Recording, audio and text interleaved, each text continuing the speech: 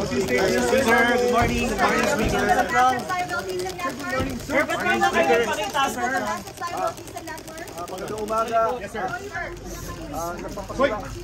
Nagpapasalamat ako sa ICI sa invitation. Ngayong araw na to, I am ready to give my personal knowledge on the budget process. Okay. And while not a member of the bicameral conference committee, I will share any and all the information to help determine the truth and to give all the facts and information. I will be. What do you want him to do? Sir,